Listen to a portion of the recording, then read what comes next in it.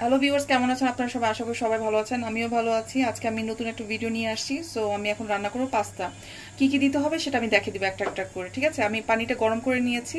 এখানে আমি 1 চিমটি লবণ দিব আর হচ্ছে তেল দিব, ঠিক আছে? আমি তেলটা দিয়ে দিচ্ছি।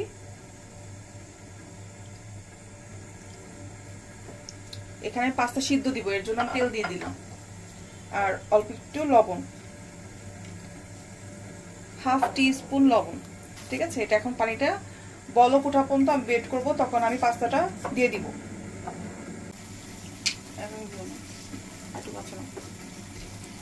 এখন দেখতেই পাচ্ছেন বলক উঠে গিয়েছে। এখন আমি পাস্তাটা ঢেলে দিব, আর যখন পাস্তাটা সিদ্ধ হয়ে যাবে আমি নামিয়ে ফেলবো, ঠিক আছে? আর মাঝারি আঁচে দিয়েছি। পাস্তাটা এখন সিদ্ধ হতে থাকবে। জি, দেখতে পাচ্ছেন এখন আমি ফ্রাই প্যানটি বসিয়ে দিয়েছি চুলাতে, চুলাটা অন করে নিয়েছি। আমি একটার পর একটা জিনিস দিয়ে দিব। এখন আমি 1 টেবিল স্পুন বাটার দিয়ে দিব। বাটারটা গলে গিয়েছে, ঠিক আছে? এখন আমি চিকেন দিয়ে দিব। এখানে চিকেন আর এখানে সসেজ আছে কাটা, দিয়ে দিব। একটু নিচে করো,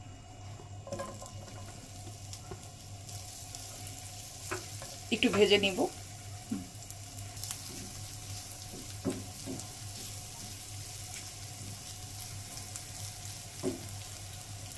এখন আমি পাস্তাটা দিয়ে দিব, ঠিক আছে?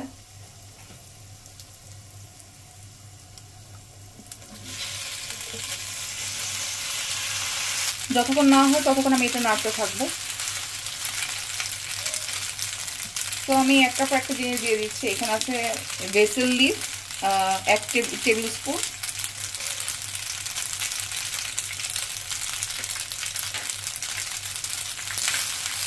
আমি এখন মিউনিস দিয়ে দিব, সাদা মিউনিস।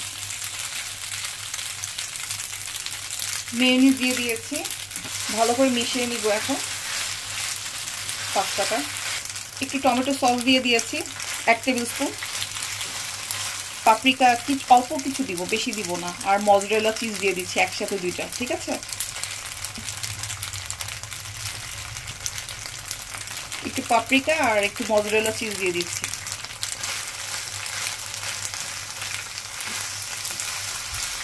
নেড়ে এটাকে পুরাটা মিক্স করে নিব।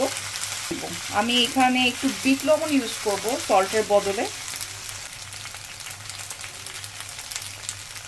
বিট লবণ দিয়ে দিয়েছি। এটা এখন ভালো করে মিক্স করে নিব। যখন এটা পুরোপুরি মিক্স হয়ে যাবে, আপনারা আরও মিউনিস দিতে পারেন, এটা আপনাদের উপর ডিপেন্ড করে।